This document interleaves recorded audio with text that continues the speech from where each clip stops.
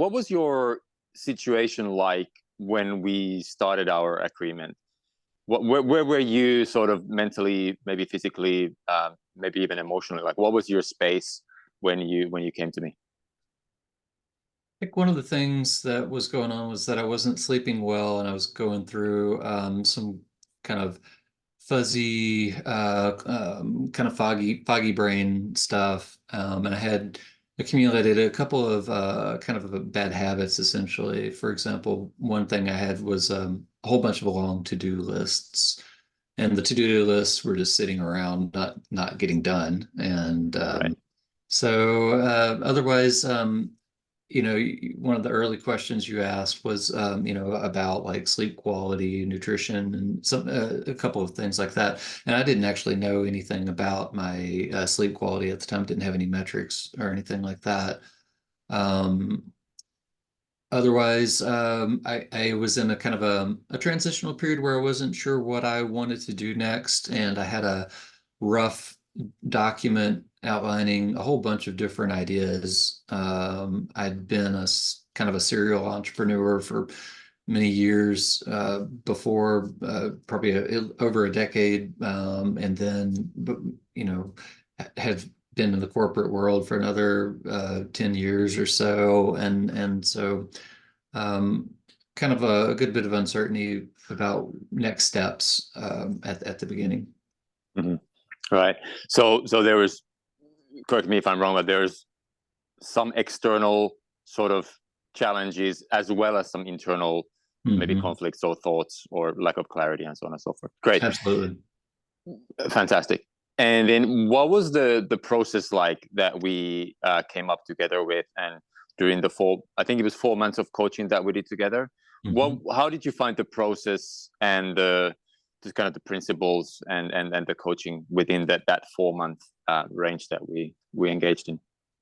Oh, I absolutely love that engagement. It was so helpful and nurturing and organized. We started with creating a personal vision, something I'd never done before, Mm-hmm. and I created this one sentence vision, and even that process, which basically took a couple of iterations, couple of weeks, that process in itself knocked out a whole bunch of possibilities on my sort of next steps list or of things that I thought I should do for my career or my personal life.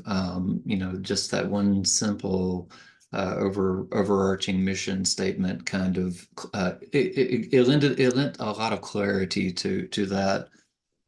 Um, Another thing that was super helpful was eliminating more distractions. So Nice. eliminating internal and external distractions, um, Mm, setting boundaries in order to free up more of my time.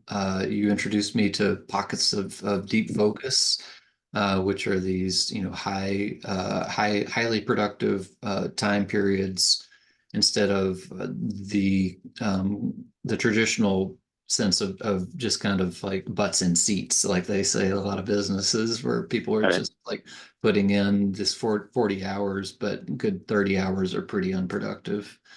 Right. So getting away from that model, I work from home anyway, so it was in some ways easier, but I found that the internal distractions were strong with me, and so Right. kind of identifying concrete ways to kind of break those up, categorize what they were, and find strategies to overcome the internal distractions. That was huge. Beautiful. I love that. I love that. Yeah, the internal distractions.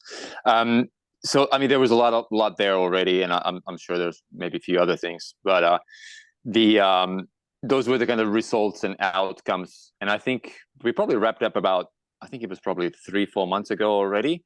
So what is the space that you're right now, and like what are the still the kind of the byproducts all from that coaching? Because obviously, soon as we wrapped up, it's still fresh, but I'm always interested, like, where are you right now, which is probably been 3 to 4 months, or maybe even more if I'm not wrong.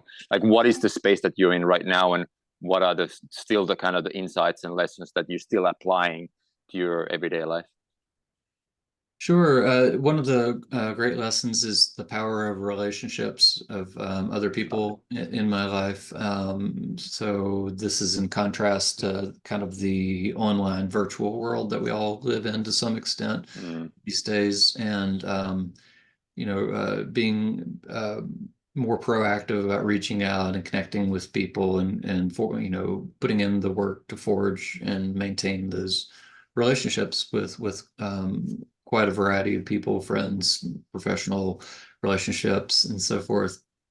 So that remains with me as an ongoing,